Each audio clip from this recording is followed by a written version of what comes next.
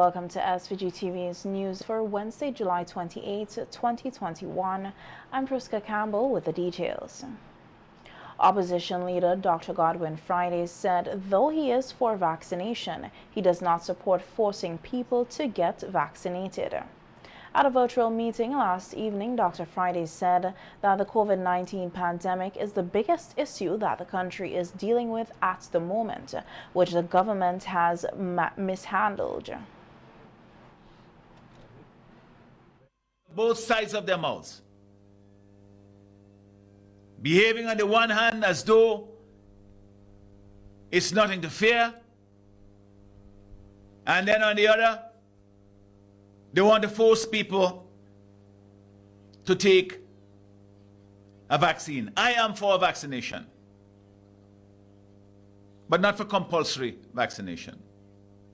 As Keith Mitchell said, I'm not for that. But we have to encourage our people to do what they must, that is to inform themselves and to take the recommendation of those persons who have the knowledge and the information and make the right decision. And I believe that is to be vaccinated.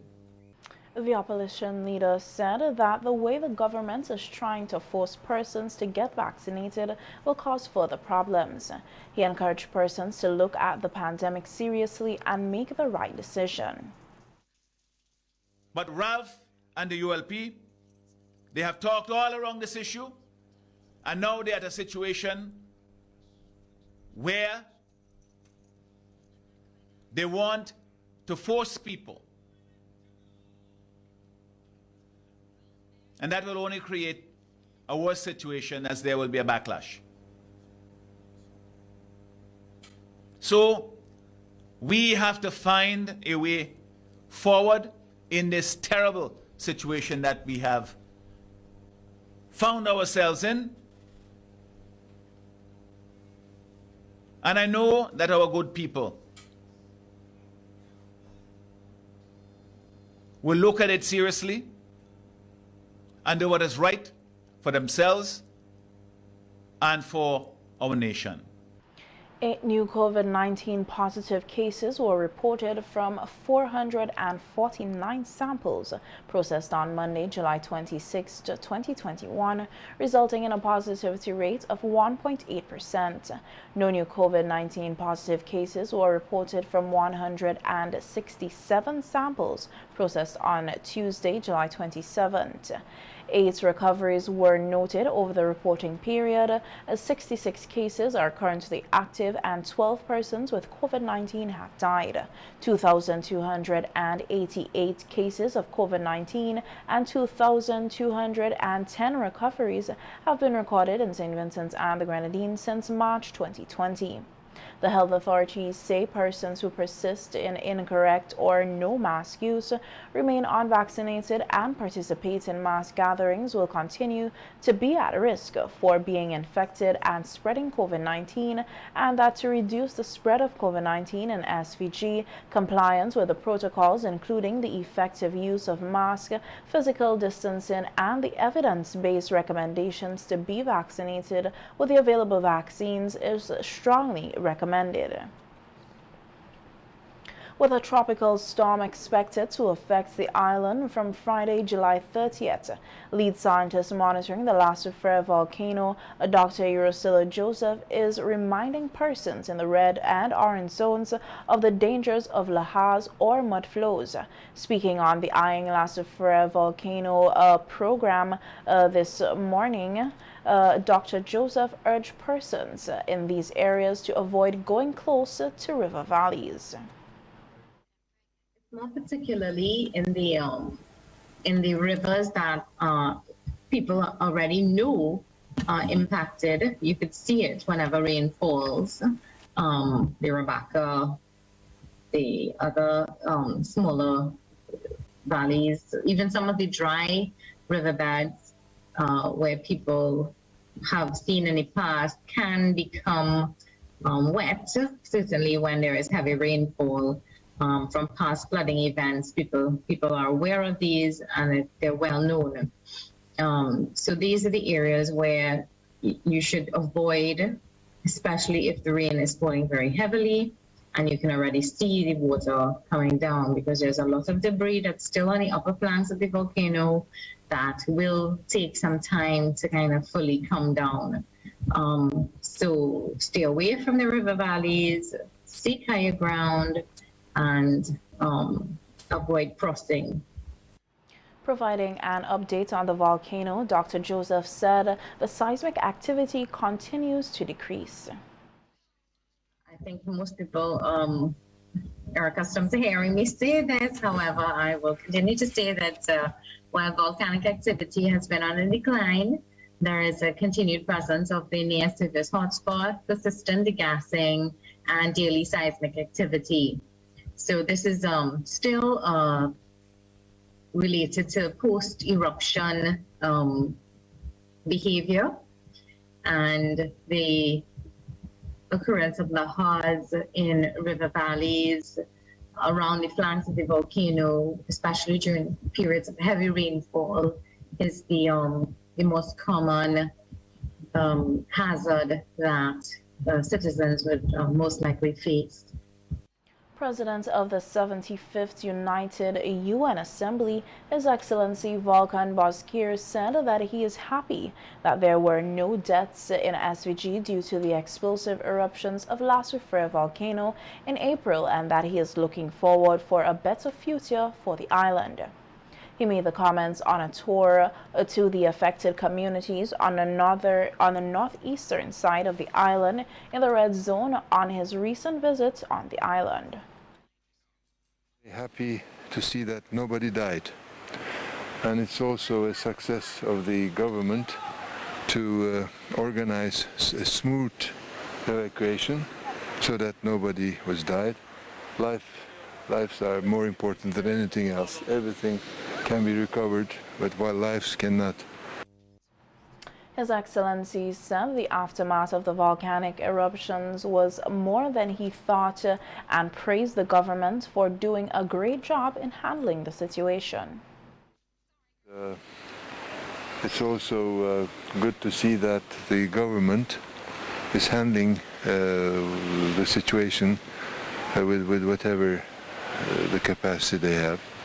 It's a fight against nature, and I'm sure that in a very short while all these blocked bridges and not flowing rivers will come back to life, and people evacuated will come back to their homes.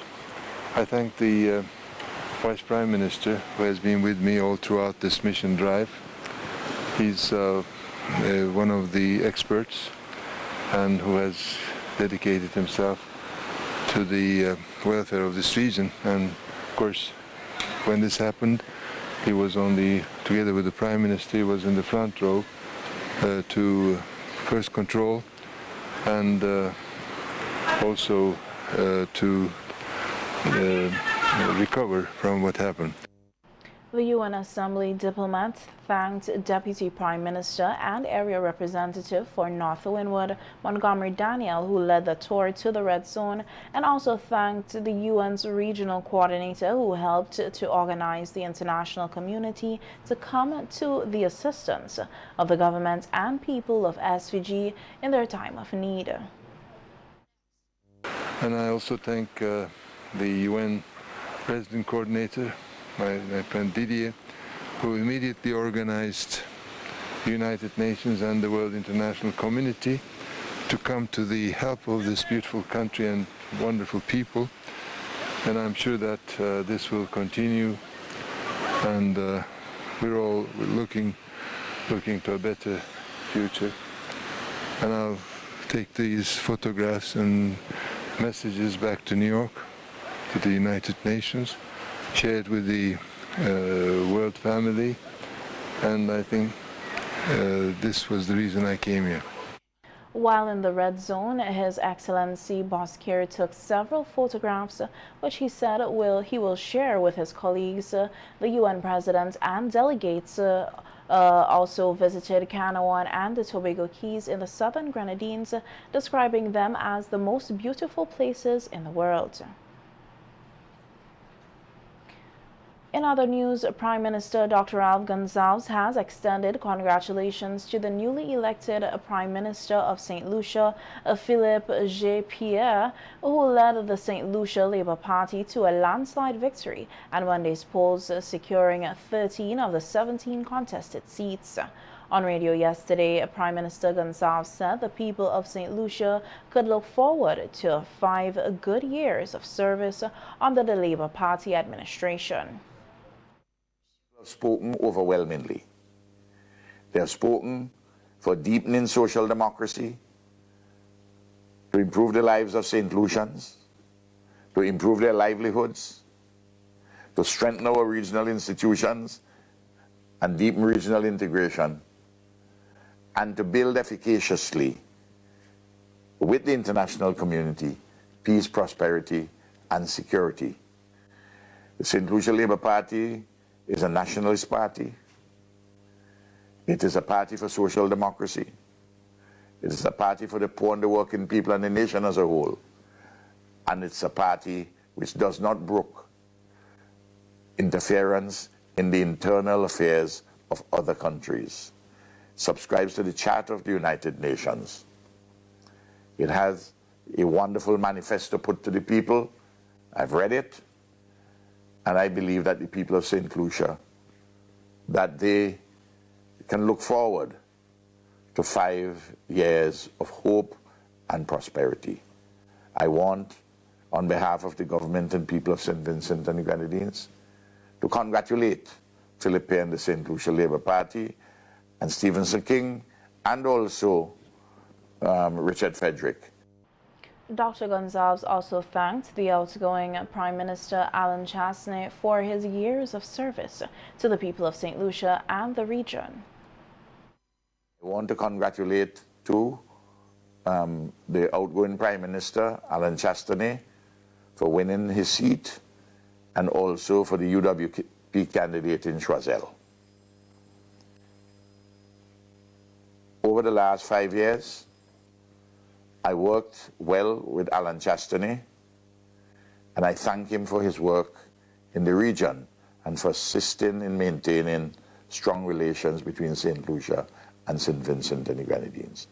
The people have spoken, and I look forward to a new and exciting chapter in the relations between these two countries, St. Vincent and the Grenadines and St. Lucia. Grade 6 students from communities in the red zone, including Oya, Fancy, and Toroma, sat the Caribbean Primary Exit Examination, or CPEA, at the SVG Community College, which is outside of their comfort zone due to the eruption of last February volcano, which displaced them and their families. 18 students from Oya government, 7 from Fancy government, and 17 from the Toroma government school sat the 2-day exam, which ended with language arts and science today. Our news team spoke with the excited students who are optimistic that they will gain a top position. My name is Scar Toppin, and I am from Toroma Primary School, and the exam was fine. It was easy, except for the comprehension part. There were a lot of tricky questions. The math yesterday, one question on the paper made me say the whole exam was hard because it took me a while to finish that question. However, for the social studies, I knew some of the answers by heart, so that one was easier than the math. I just finished doing the language arts. It wasn't too bad. I followed my grammar rules and my punctuation rules, so I think I did well so far. Yesterday it was the same feeling today. It's challenging, but it's just basic knowledge that we did in grades 5, 4, and 6. So I read over and I do well, and I think I do well, and I'm aiming for St. Vincent Boys Grammar School. I feel confident in myself about the exam. I studied some past papers, and most of the stuff on the past papers, it came back, so I kind of knew them. The students said it was hard adapting to the change in environment, but they managed with the help of their parents and teachers. It's kind of nervous. When the first time I was getting ready, When I went to Mespo to go from the school bus, I was scared because I think that the school bus would left me, so I started to cry. But in the test exam, it was tricky. 3 of the answers in mathematics was tricky, but all the rest was easy.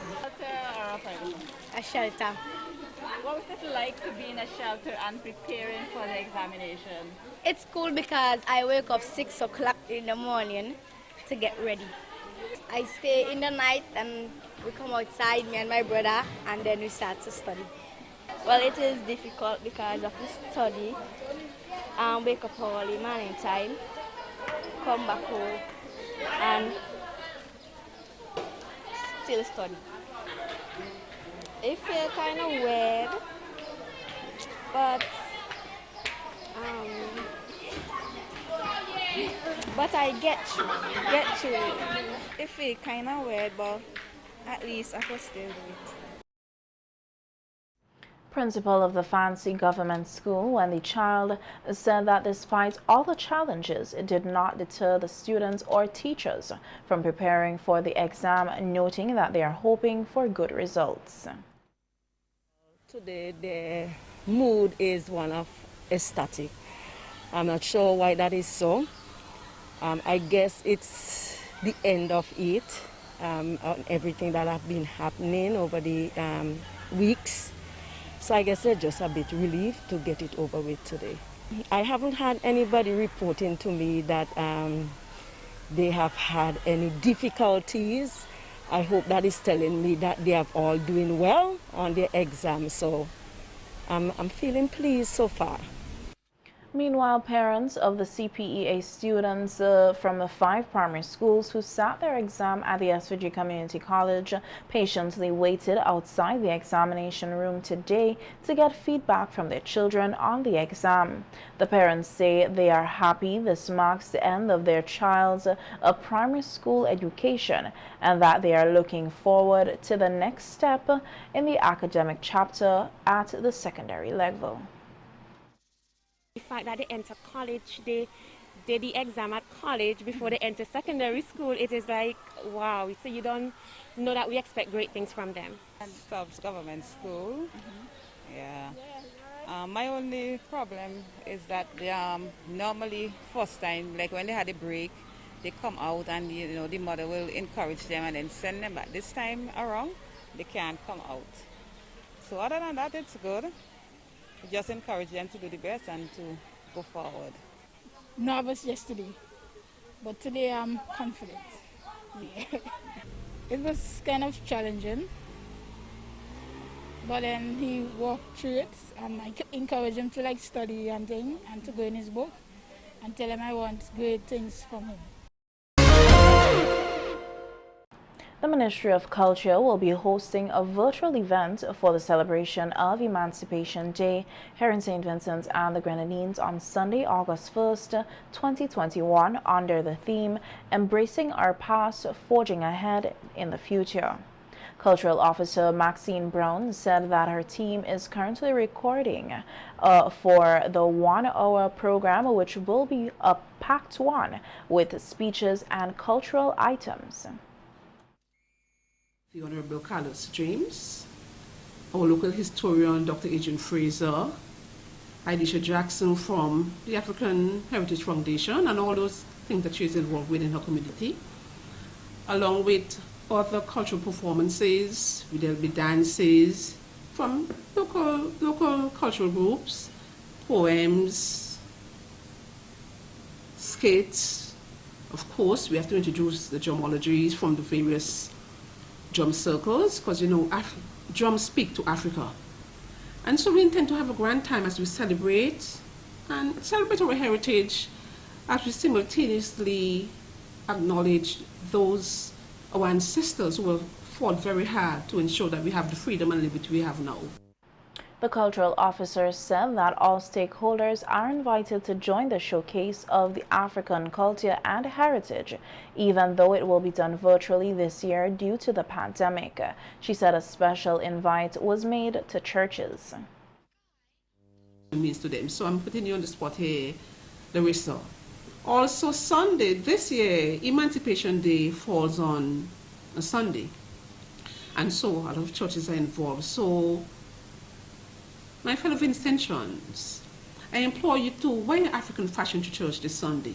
Show your pride, show how proud you are.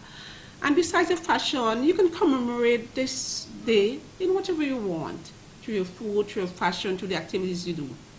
We have Vincentians. We have Vincentians. We have to show the pride and show how proud we are of our heritage. For the month of August, the festival is being planned, which will highlight the various aspects of the African and indigenous traditions and culture of SVG. A folk festival dubbed Are We Folk. And this particular program is facilitated by our ministry through the CCI department, the Creative and Cultural Industries, where the small coordinator will take the lead. So he's facilitating this one through the various officers here who will assist him. And during this festival, we will incorporate our folk culture. So they will bring back the rain games, we'll bring back the folk songs, and all those things that speak to our heritage. Of course, we'll include some food also, of this indigenous food. So it's important, not only in August, but we really heighten the activities during the Emancipation Month, where we remember our heritage, showcase our heritage, and teach our students that these are things we should appreciate, not only now, but in the future. We want our students, the younger ones, to carry on the legacy, and of course, we engage the children, the churches, the dance troupe, various community groups that you can see where I'm leading. In just under 5 years since it began operation, the Argyle International Airport now has access to all major tourism markets, with the addition of Virgin Atlantic opening the United Kingdom and, by extension, the European market to SVG. The airline's inaugural flight to the island is expected in October. While there have been several challenges largely due to the COVID-19 pandemic, Minister of Tourism and Culture Carlos James discussed the feat the island has achieved. The air arrivals, and we know we have had some challenges with air, but we were eagerly anticipating the arrival of Virgin Atlantic for its inaugural flight from Heathrow, London to Argyle, St. Vincent and the Grenadines. This will be our first international connection from the European market directly to Argyle. And this is something that Glen Beach at the Tourism Authority has mentioned previously. It's something that is exciting for our destination. Within a few years of the operation of the Argyle International Airport, we are now in all our major source markets. We have direct access to Miami through American Airlines, direct access to New York from JFK through Caribbean Airlines, direct access to Toronto through Air Canada, and of course Virgin Atlantic will give us direct access to London and by extension our European markets. So all of our major source markets, by the end of this year, we will have that under our bags, on our hat, and St. Vincent, it's something that we have to be very immensely proud of. The resumption of flights by Caribbean Airlines was also highlighted at Tuesday's news conference, with the expected return to JFK in New York by October. Coming out of JFK, we've had some challenges, partly due to the lockdown measures, the immigration measures in Trinidad, where as a result of the COVID-19, they made a conscious decision to lock down their country in terms of persons arriving. Of course, many of you will know that Caribbean Airlines their hub is in Trinidad, so of course it affected international flights coming from JFK, which St. Vincent leg is a connecting leg. JFK, Piaco, St. Vincent, and that connecting leg was adversely affected. We're hoping to see a resumption of that leg, JFK to Argyle, sometime in October. Around the same time, we're having our inaugural flight for Virgin. The Tourism and Culture Minister also gave an update on other airlines resuming flights to SVG, including Air Canada and American Airlines. Air Canada, we're hoping to see, of course, they also suspended flights to the Caribbean and South America as a result of immigration measures, national security measures in Canada. No fault of the airlines, but the host country, in fact, indicated that they were suspending all travel, and airlines would have to obviously comply with that. So as soon as that is lifted, and I'm anticipating that we will see the lifting of restrictions in the latter part of the year in Canada, and we're hoping sometime in November. I'm hoping it will be earlier than that, but by November, hopefully, we can see the resumption of flights coming out of Air Canada, Toronto, using Air Canada. American Airlines continue to operate faithfully, servicing us from Miami to Argyle, and we're hoping to see the return of our midweek flight sometime again in October. So they're now back to one flight per week, which is on Saturdays, and hopefully as there's an uptick in movement of people and travel, we can see their weekly midweek flight being added to the roster. Minister James commended all those involved in securing the airlines to the AIA, deeming it a big accomplishment for tourism and trade. And the Ministry of Tourism will host next Wednesday and Thursday a virtual tourism stakeholders conference under the theme Let's Reconnect, Rethink, and Rebuild Stronger Together. Physical hubs will be made available for stakeholders to attend and participate in the conference, adhering to COVID-19 protocols. Over the last month and a half, the Ministry of Tourism, Civil Aviation, Sustainable Development and Culture have been meeting with stakeholders across St. Vincent and the Grenadines in an effort to get ready to revive the industry, which was severely affected by the COVID-19 pandemic and recently the eruption of La Soufrière volcano. We have been over the last month or month and a half meeting individually with stakeholders within the industry. We have met with tour guiders, tour operators, agents, the executives of both taxi associations. We've even gone as far as Beckway to meet with varying groups in Beckway, the Hotel Association, community action groups, taxi men and women and craft persons in Beckway and also on mainland. And I think this weekend we head to Union Island. So those who are listening from Union Island, please expect us. We'll be coming there to meet with you. And we've been doing a series of engagements across the length and breadth of St. Vincent and the Grenadines, and reaching out to stakeholders and ensuring that they're being prepared for the upcoming season and what is at stake for us here within the tourism sector. These meetings will culminate with a two-day conference that will see stakeholders and officials from the Ministry of Tourism and affiliated agencies discussing the way forward for the tourism sector and the season. On the 5th of August. Those 2 days we're expecting to see a very wide cross-section of stakeholders joining with our team at the Ministry of Tourism, as well as our sister agents, the Tourism Authority, the Department of Culture, and a number of different components, Invest SVG and so on, will be joining together to ensure that we bring to stakeholders what are our plans for the industry and how we're moving forward, but importantly, hearing from them what are their challenges, how they can add value to what we are developing as our strategic plan going forward, and take on board the initiatives that are coming from the stakeholders. Because it's all well and good to sit in our offices and to say, well, this is how we intend to have a rollout of a particular product or brand. But it's important to understand that stakeholders have a very important role in the input as to how we deliver that.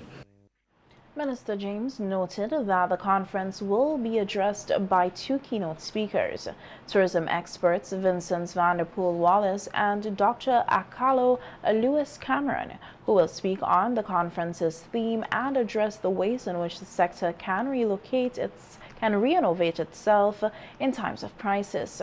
The conference will be held in conjunction with a number of sponsors, including telecommunications company Flow, which will provide connectivity services. Complying with the guidelines laid out by the Ministry of Tourism and the Ministry of Health, several taxi drivers say they are ready to receive visitors from cruise ships which have not docked in Port Kingston for over a year due to the pandemic. Our news team spoke with some of the taxi operators stationed in front of the multi-complex building today and who expressed their concern and anticipation for a good cruise season. The operators we spoke with said they are all vaccinated. As I say, as somebody on the front line working every day, driving a taxi, you have to prep yourself. And I already take it, I don't have no complication, everything is okay for me. So, as I say, for me, I don't have a problem against it. I can work with it, but maybe some others will not work. It's surely I am glad for it come back because, you know, it helps a lot it boosts the tourism economy. It have a lot of us depend on the tourists. So, be ready. Not because our jobs are cruise ship, however, just for my personal health, I got fully vaccinated. So I feel much safer knowing that I will not be seriously ill. I don't know anything about the bubble or anything because I'm not with any association. I'm not approved by the tourism authority, so I'm just freelancing. Because for personal take, if I had to interact with other people from different walks of life, different places, that I think I need to take it. But it's for that purpose. The other thing that struck me is that the news telling you, well, you know, we're into another strain that this vaccine probably won't be able to hold it down. I know we're going from here and we're going to reach tomorrow. And if it's this vaccine will really serve the purpose of tomorrow. While the other operators present were reluctant to speak on camera, one was vocal and expressed to be displeased with the vaccination messages. The information seems to be mixed and confusing. There's a question I want to ask the government. For example, you stated that you have a choice to be tested or be vaccinated. Yet, on the other hand, in terms of the cruise industry, you're telling the taxi men they must be vaccinated before entering the walking compound. So I want to know what happened to the people who refuse to be vaccinated for one reason or the other and choose to do the test. Where are they being excluded? That's the question I have for the government. SVG expects its first cruise ship for the season on August 7th. Deputy Commissioner of Police Frankie Joseph led a delegation to Bequia on Tuesday, July 27, 2021. The delegation included head of the Traffic Department, Superintendent of Police Kenneth John, Lieutenant Commander Ralphie Raggy of the SVG Coast Guard Service, and Divisional Commander of the Grenadines Division, Assistant Superintendent of Police Junior Simmons. The Police Public Relations Department said during the visit, the delegation met with key stakeholders and members of the corporate sector on the island, including representatives from the Bequia Tourism Authority, Rise Up Bequia, Action Bequia, taxi operators, Port Officer Barry Providence, and local government officer Rennie Gregg. The meeting was chaired by Deputy Director of Grenadine Affairs Carlos Williams. The parties discussed numerous issues related relating to the citizen security on Bequia, including the COVID-19 protocols, maritime patrols, food and mobile patrols, installation of CCTV cameras, a formation of neighborhood watch groups, and traffic management and road safety. The Public Relations Department said all parties gave a commitment to continue the dialogue and to work together to improve security and safety on the island for residents and visitors. Meantime, the SVG police force is seeking the public's assistance in locating Hannah Deshong, a 39-year-old domestic of Diamond. Deshong reportedly left home for supermarkets in Kingston about 11 a.m. on Friday, June 11, 2021, and has not yet returned. She is 4 feet 11 inches in height, slimly built, with a heart tattoo on her left shoulder, with a split top lip, light brown in complexion, with brown mixed hair and a straight top haircut.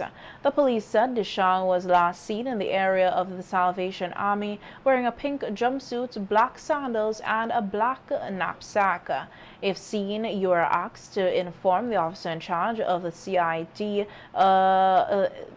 MCU, or the nearest police station.